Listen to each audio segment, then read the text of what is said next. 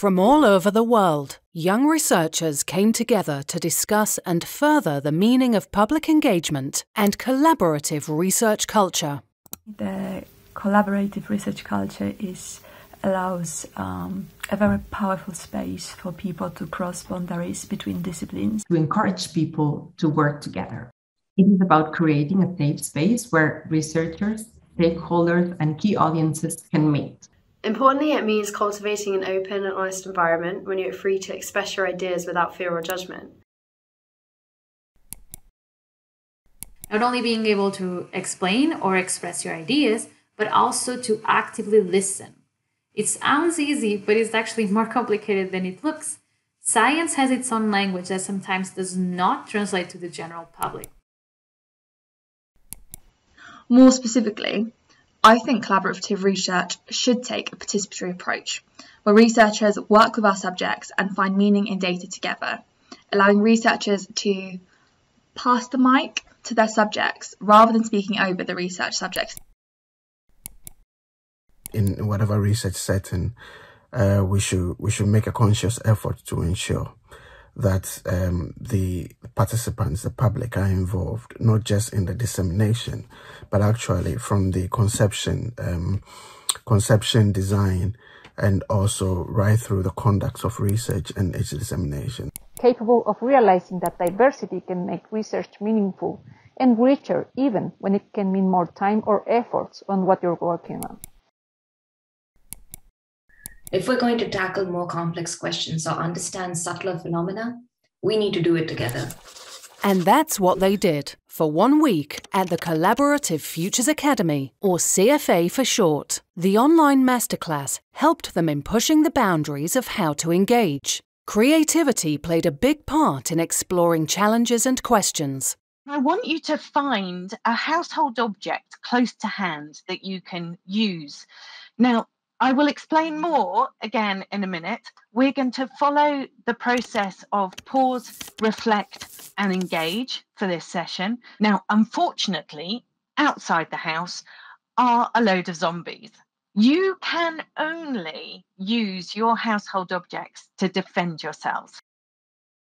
I just heard like household item and I was like, oh my God, grab something from my desk. And I happen to have a Swiss Army knife. It's a ladle, I guess. The zombie attack might serve as a metaphor. To find the best ways to impact, you need to pause, reflect, communicate, and then engage. Strategy before action. And the CFA participants had ample opportunity to reflect on theirs. 25 experts and professional trainers from different fields like communication, culture, citizen science, media or research shared their knowledge and experience. In a lively exchange, the participants explored questions like how to break out of comfort zones or how to initiate challenging conversations. The group identified key challenges and possible solutions, for example, about resilience and representation. How do you keep your own personal resilience up? Find a space where there are people like you that you could come together and just have something of a conversation like this, actually, that can be really important in reassuring you that you're not alone. Sometimes you can just say, I need to tell you these things that I've been struggling with. I'm not in a position to do anything about it. I just need someone to listen. You don't need to be excellent every single day of your life. Give yourself a break, please. Rest isn't like a nice to have optional sort of thing. Rest is part of productivity. We have other stuff that we do. We need time for whatever it is, our leisure time, our time as parents or partners, our cooking time, all of those things. Putting that into your calendar too, and using that and then building around that. A panel discussion on power and privilege served to explore not only the position of individual researchers within academia, but also their relationship to the public. I feel guilty all the time that I, as a white, male, middle-aged, heterosexual, Cambridge-educated, etc., I question all the time the extent to which any position I've reached has been a consequence of some of those elements of my life versus something else. Firstly, you have to want a different kind of landscape. You have to want a different society. And you have to believe that your view and your knowledge and your critical thinking is singularly not what is going to create the best outcome. And that's fundamentally, neuroscience is showing us that's quite difficult if you have power.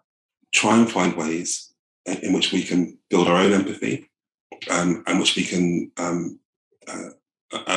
model the kind of behaviours that we would expect from people in positions of greater power. Building empathy like that, engaging at eye level, was at the core of the other live sessions as well, including workshops on how to write, or creative sessions like improv theatre, drawing, or how to make a short video clip. The participants did not shy away from critical questions and explored ways to tackle challenges that might have no easy solutions. How do you communicate something like that to the public without completely destroying the average person's trust in science?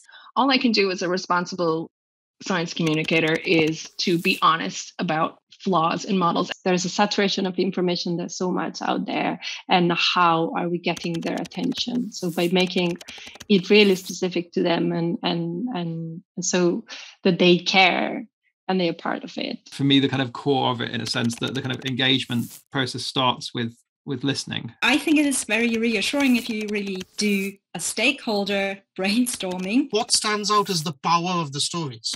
But for me, emotion is actually absolutely crucial, because emotions allow for identification.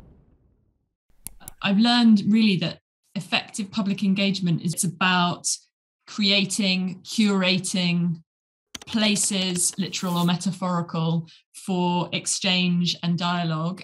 That this message hit home was evident in the participants' takeaways. It's not only about content, it's not only about informing the public, but it's about creating an experience that engages them. But I think the main takeaway for me is that you really need to think about research and science and all these topics from other people's perspectives. It's just understanding that the public is not one whole concept. Authenticity is a key, and also to understand your target audience. Making sure I keep an open mind, making sure I hear everybody's opinions, and especially bring people who are not usually talking into the forum and hear their voices as well. If you don't learn how to collaborate again and how to connect to people, then there's no chance you're going to be successful at science communication or public engagement. On the final day of the Collaborative Futures Academy, participants could sign up for mentoring sessions with experts. Many jumped at that chance, as the CFA had them thinking about how to apply what they learned. Next steps, both big and small. I have this project about scientific stand-up comedy, and I really want to put it in TV. What I can see myself using this for is to listen to the voices and to the stories of the public first. Thinking of the bigger picture and the ripple effect of it. And be more